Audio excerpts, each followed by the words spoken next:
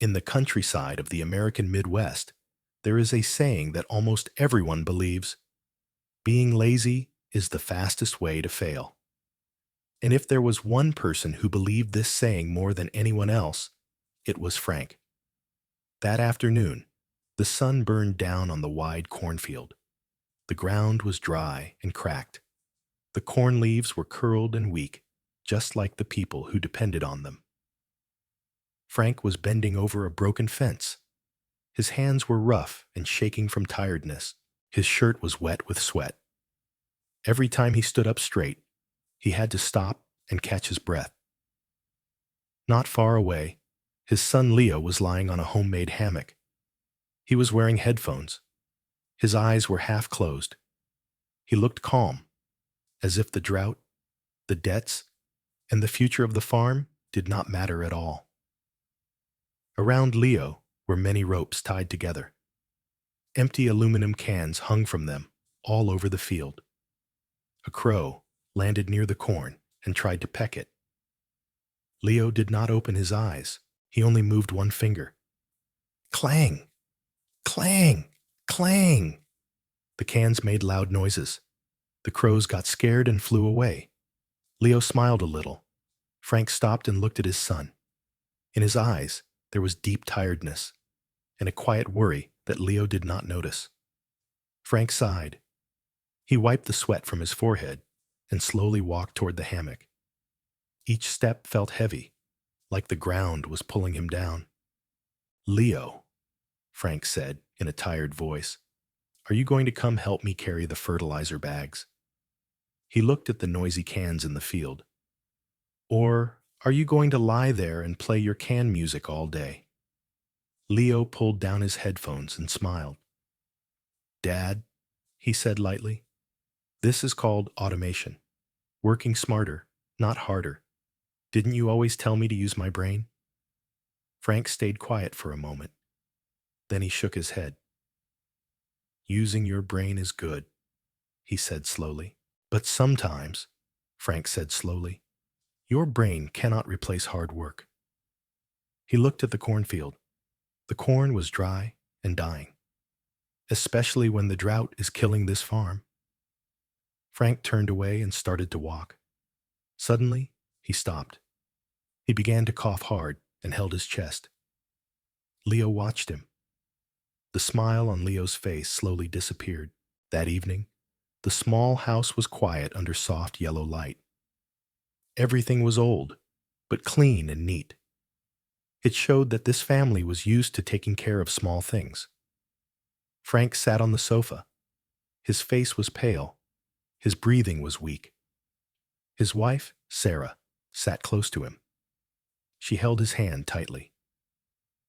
"The doctor said you are very tired," Sarah said softly. "You also have heart problems. You must rest completely, for at least 1 month." Frank gave a short, dry laugh. 1 month! He shook his head. "Who will take care of the harvest? Who will fix the water system? The bank will take our farm soon." He stopped talking and slowly looked at the door.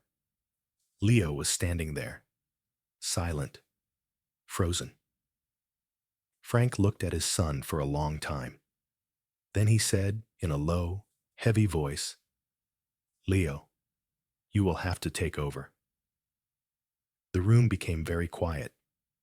For the first time in his life, Leo felt the weight of the whole farm fall onto his shoulders. The next morning, Leo stood alone in the yard.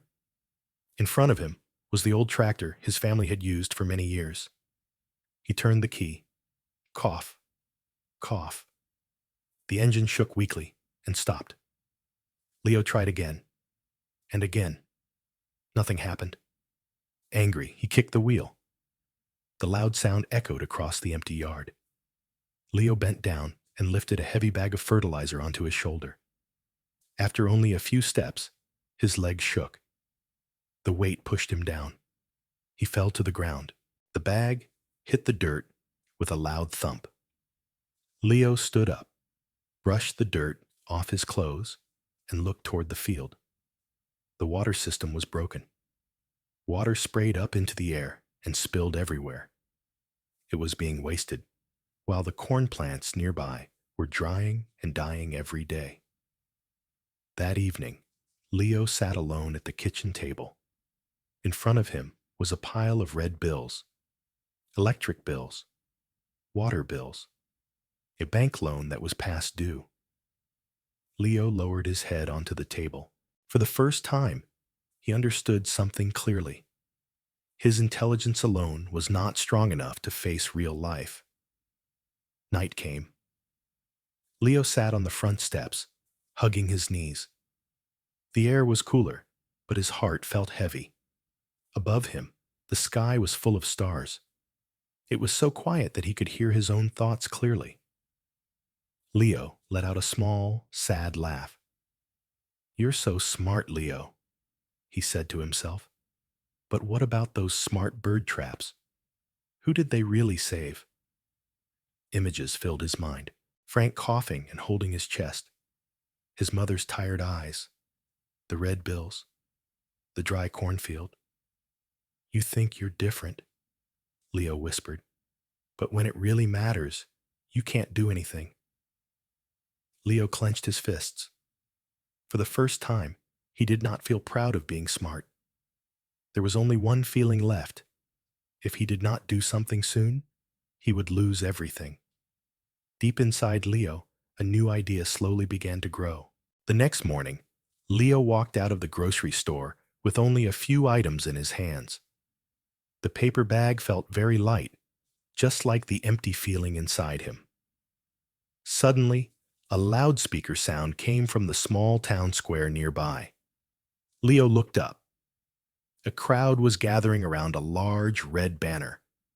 "Welcome to the county's annual Ironman Challenge," the announcer shouted excitedly. "The winner will receive the biggest prize ever, $50,000 in cash." Leo froze. $50,000. The number kept repeating in Leo's mind. Enough to pay the debts. Enough to fix the water system. Enough to save the farm. Leo walked toward the sign-up table. There, Blake, a strong local man, was writing his name. Blake looked at Leo and laughed. "Oh, look," he said. "Lazy Leo wants to join too?" "This contest is not for lying in a hammock and pulling strings, kid." The crowd laughed. Leo clenched his fists. In his mind, he saw his sick father. He saw the overdue bills. Leo took a deep breath. "Give me the pen," he said. The lakeside was full of people. Many strong contestants were warming up. Their muscles shined in the sunlight. Among them, Leo looked small and out of place, like he did not belong there. Blake glanced at him and smiled with confidence. The announcer raised his hand. "Warriors, the first round is very simple," he shouted. He pointed to a red flag on the other side of the lake. "The first 3 people to touch the flag will go to the final round. No rules. Just get there as fast as you can."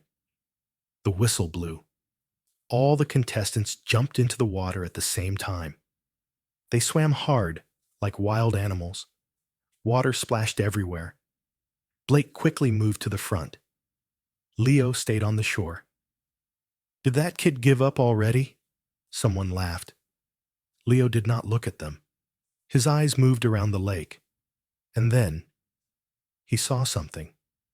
A pile of old building scraps, some wooden boards, empty plastic barrels, and a roll of old rope. Leo ran toward them. His hands moved fast. He tied the barrels under the boards. He picked up a flat piece of wood to use as a paddle. In just a few minutes, a simple raft was ready. In the middle of the lake, the swimmers in front began to slow down.